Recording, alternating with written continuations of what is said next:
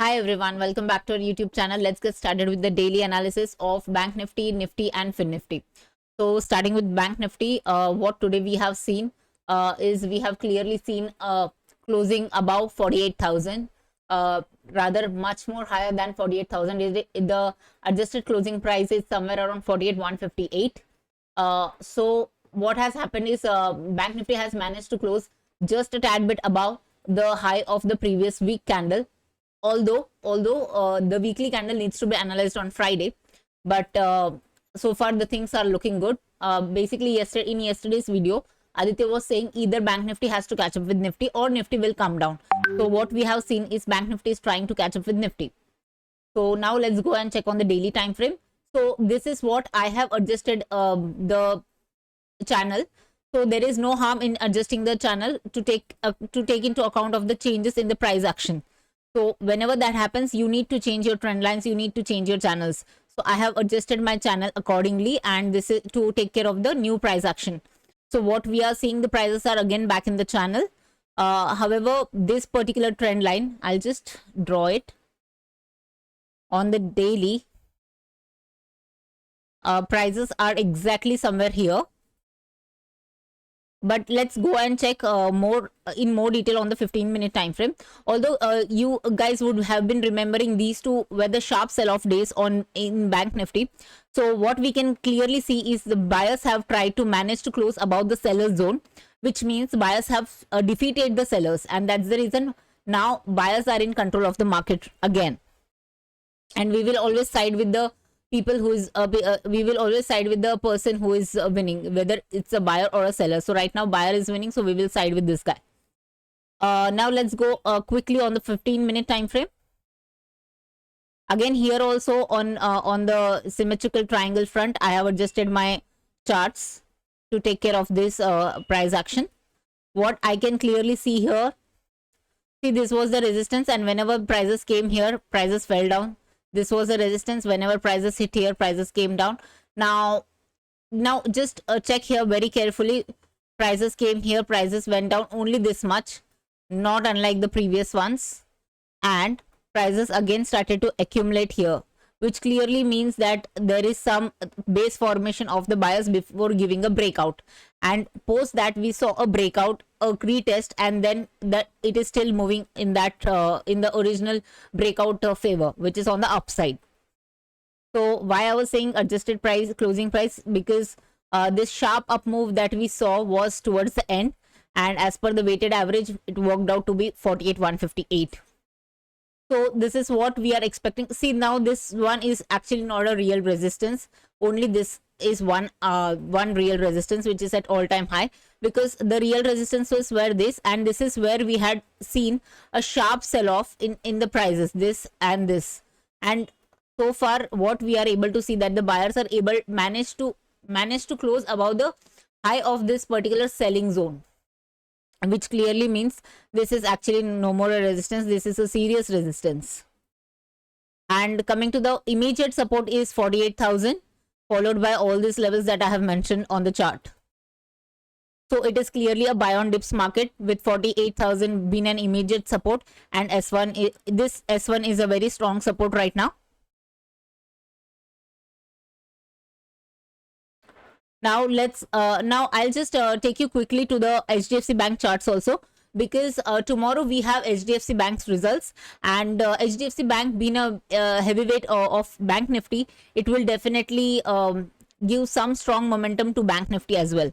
So coming to HDFC Bank, what we can clearly see is it actually gave a breakout of this channel, as well as it actually made a pole and a flag pattern, which if you guys can clearly see, it's a pole and flag pattern, wherein I'll just I'll just take this, wherein this there is this 37-38 points up move which we are expecting. So roughly the level works out to be somewhere around 1720 levels. However, you guys have to remember that there is some small hurdle between 1700 to 1705. Once that hurdle is taken out, then we can safely assume that it is going to touch somewhere around 1720. However, remember one thing, whenever there is news or whenever there is some sort of a result reaction, prices may or may not support the technical analysis that much in terms of if it is moving on the opposite direction. Let's say we have a bullish pole and flag, and as per our analysis it is gonna go up, but let's say for some reason either the results are bad or maybe the results are too good and the prices have already been factored in, and that's the reason profit booking is coming. Whenever that happens, then you cannot be adamant or you cannot be rigid with your bias. So always have a stop loss in place. The safest stop loss would be somewhere to place here in this zone, 1660 zone. Okay. So HDFC Bank looks promising, and hence Bank Nifty up move is like expected to be continued because of HDFC Bank as well.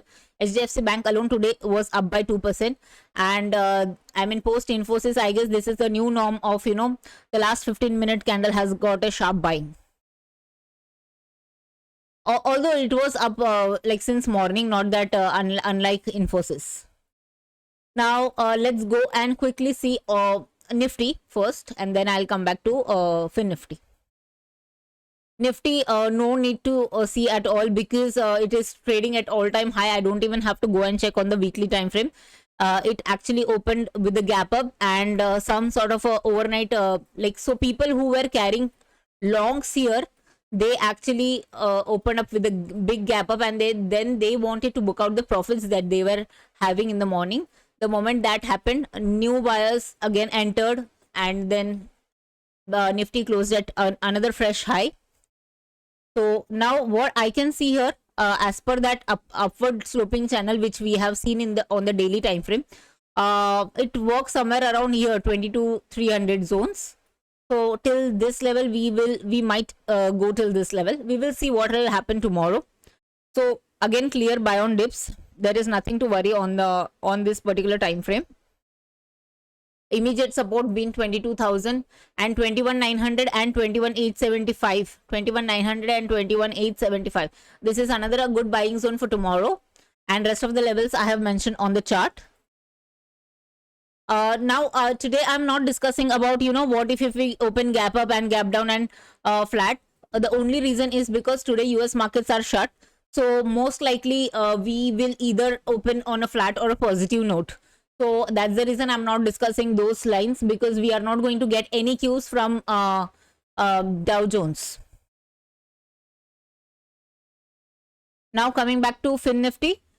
Fin Nifty is I'll tell you, Fin Nifty, if I can show you maybe on a hourly time frame, that will be easier. Yeah, Fin Nifty is very clearly in a symmetrical triangle formation, wherein we have three supports here, and so far there are three resistances that have been formed here. Now today where we closed, it was exactly near the resistance. Now tomorrow we might again here what we have seen, I'll just show you in the daily time frame, so that you can understand this better. So these two selling candle, wherein this was the selling candle of 21,500. So if Fin Nifty would have closed above 21,500, then it would have been very clearly bullish. However, because bulls would have taken control of the market, which is in case of Bank Nifty. Can you see this? This candle has closed above this particular selling candle. So Fin Nifty has exactly waited there.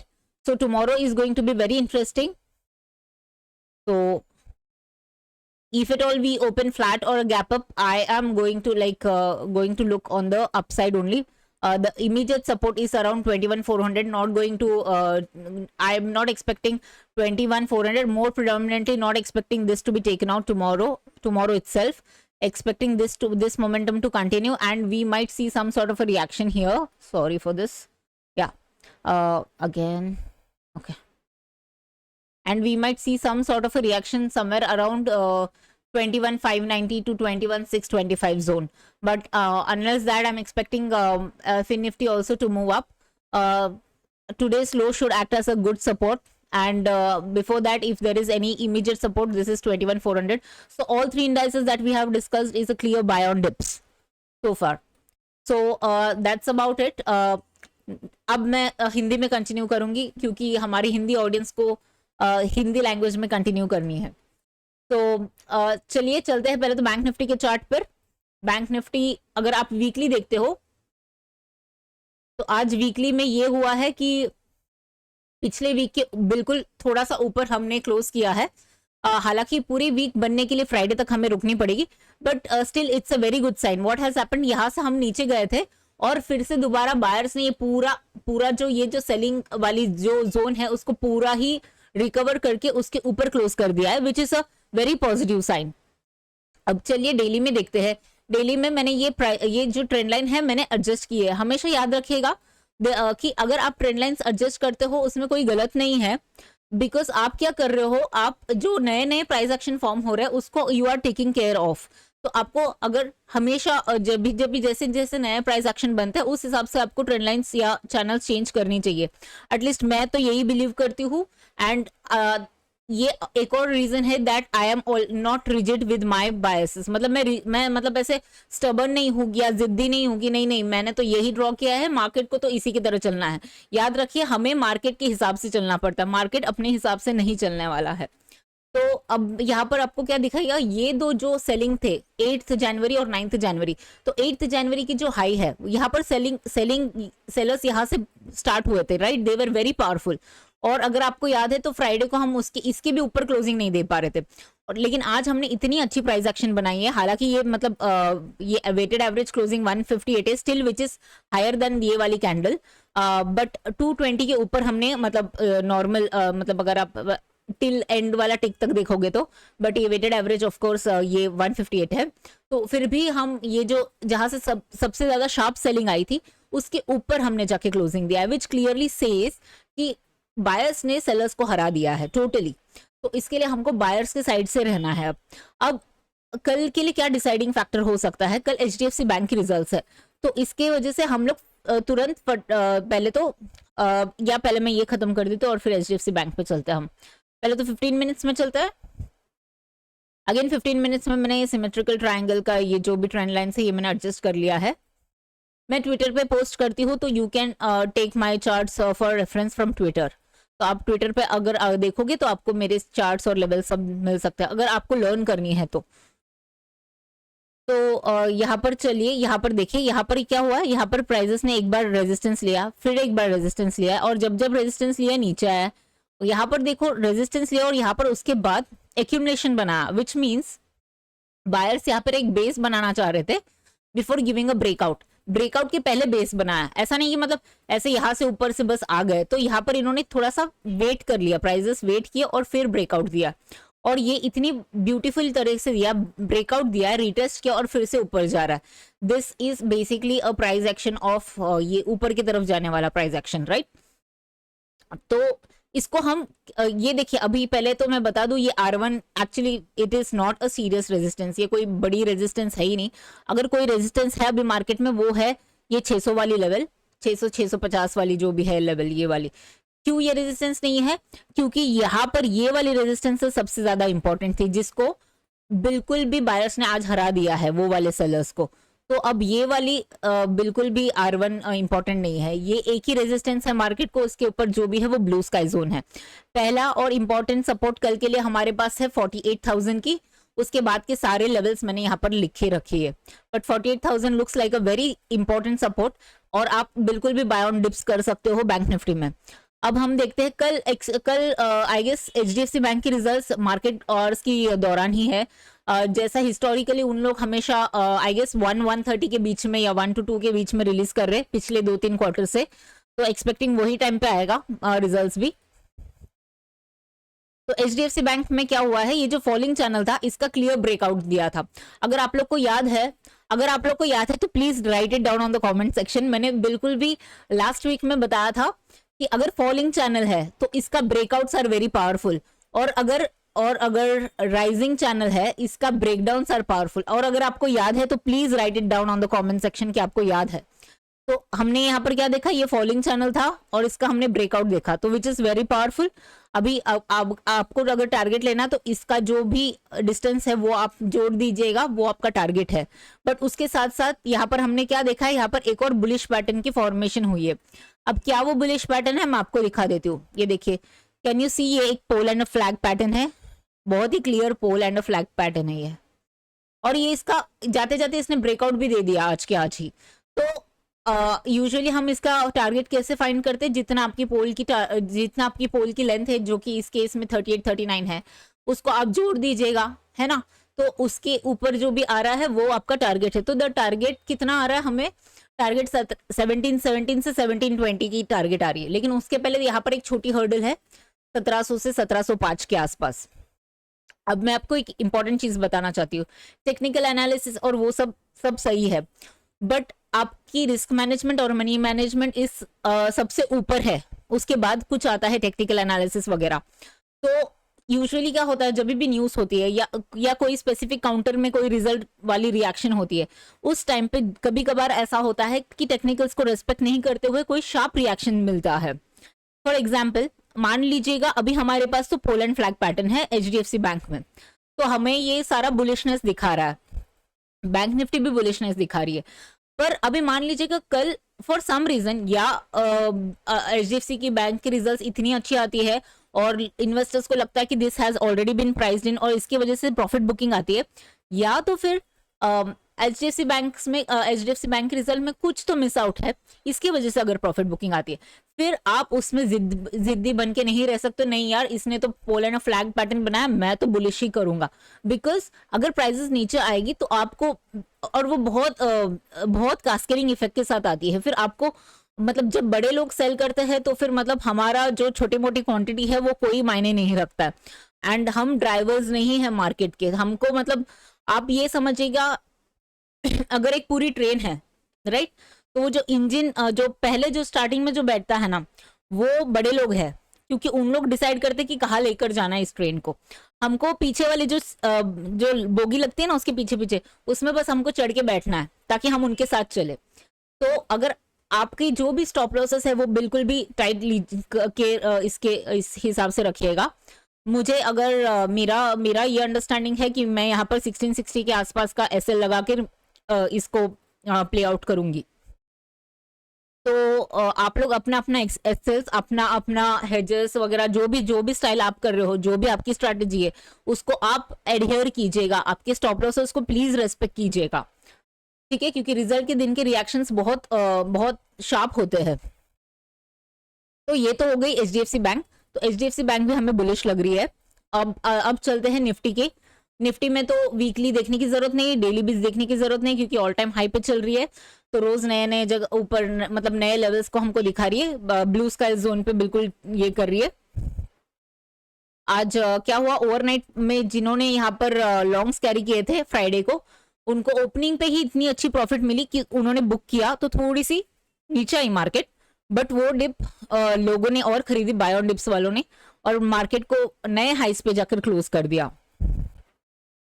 तो वैसे तो अगर देखो तो ये जो daily की जो चैनल है उसके हिसाब से समवेयर ये वाले जोन तक तो मार्केट में आने की दिख ही रही है। उसके बाद हम कल डिस्कस करेंगे कि क्या वहां से और कितना ऊपर या और क्या लग रहा है वाला, ठीक है। अभी के लिए तो हमारे पास इमीडिएट सपोर्ट है 22,000 के लिए, और उसके बाद 21,875 से 21,900 ये भी अच्छी एक लेवल दिख रही है। Clear cut by on dips market है। आज हम ये बिल्कुल भी डिस्कस नहीं कर रहे कि फ्लैट ओपन हुआ तो क्या, गैप अप ओपन हुआ तो क्या, या गैप डाउन ओपन हुआ तो क्या, बिकॉज हम एक्सपेक्ट कर रहे हैं मोर और less flat to gap up opening. Why, the reason is आज यूएस मार्केट्स बंद रहने वाली है, तो हमें वहां से कोई क्यूज आने नहीं वाली है। तो flat to positive opening is what हम एक्सपेक्ट कर रहे हैं। तो चलिए चलते हैं फिन निफ्टी, क्योंकि कल फिन निफ्टी की एक्सपायरी है। फिन निफ्टी में बहुत ही इंटरेस्टिंग बात है, अगर आप लोग को याद है तो मैंने जैसे बैंक निफ्टी में कहा था, बैंक निफ्टी में ये दो सेलिंग कैंडल थे, उसके ऊपर बैंक निफ्टी ने क्लोजिंग दी है, और फिन निफ्टी ने उसकी अब तक उसके ऊपर क्लोजिंग नहीं दे पाई है। इसके ऊपर कहा होता है ये 500 के ऊपर अगर दे पाता ना, 520 540 वगैरह, तब होता। तो इसका मतलब है यहाँ पर अभी भी थोड़ा सा दबाव चल रहा है सर, बट वो अगर आप 15 मिनट्स में देखोगे तो वो बहुत ही ऐसे जोन पे खड़े हैं। देखिए जैसे यहाँ पर ना, मैं अगर सिमेट्रिकल के लिए मैं निकाल रही हूँ, यहाँ पर 3 सपोर्ट है, और यहाँ पर देखिएगा आप, यहाँ पर ऊपर देखिएगा, यहाँ पर 3 रेजिस्टेंसेस है, और ये बिल्कुल वहां पर आके खड़ी है, बिल्कुल भी वहां पर आके खड़ी है। अब कल यहाँ पर इससे ऊपर चली जाती है तो इसके लिए वापस ये ऑल टाइम हाई वाला एक ही रेजिस्टेंस है, उसके अलावा कोई रेजिस्टेंस नहीं है। इमीडिएट सपोर्ट है हमारे पास 21,400 और आज का जो लो है 325 से 340, ये अच्छा सपोर्ट एक्ट कर सकता है कल के लिए। तो दिस इज यही है, हमारे तीनों इंडेक्सेस हमने डिस्कस किया और तीनों इंडेक्सेस में हमें आज के लिए तो बाय ऑन डिप्स दिख रहा है। और अगर आपको मतलब रिजल्ट्स के पहले कोई पोजीशंस नहीं रखनी है तो इंश्योर कीजिएगा। यूजुअली हिस्टोरिकली एचडीएफसी बैंक की रिजल्ट्स 1-1:30 के बीच में आ रही है जब से उन्होंने मार्केट आवर्स के दिन रिलीज करना शुरू किया है। तो अगर ऐसा है तो मतलब अगर आपको कोई अपडेट्स मिल रहा हो तो उस हिसाब से आप बुकआउट कर लीजिएगा पहले आपके positions, if you want to safeguard your profits. But otherwise जैसा आपको ट्रेलिंग टाइट रखना है या stop losses very strict in the system लगाना है, वो सब भी आप फॉलो कर सकते हैं। तो आई एम रियली सॉरी कि फिर से ये वीडियो लंबा हो चुका है, बट जस्ट दैट मुझे 3 इंडाइसेस डिस्कस करने थे तो इस रीजन से। I hope you all had a great day in today's market as well, and कल के लिए भी बहुत बहुत शुभकामनाएं। Thank you very much. Bye bye.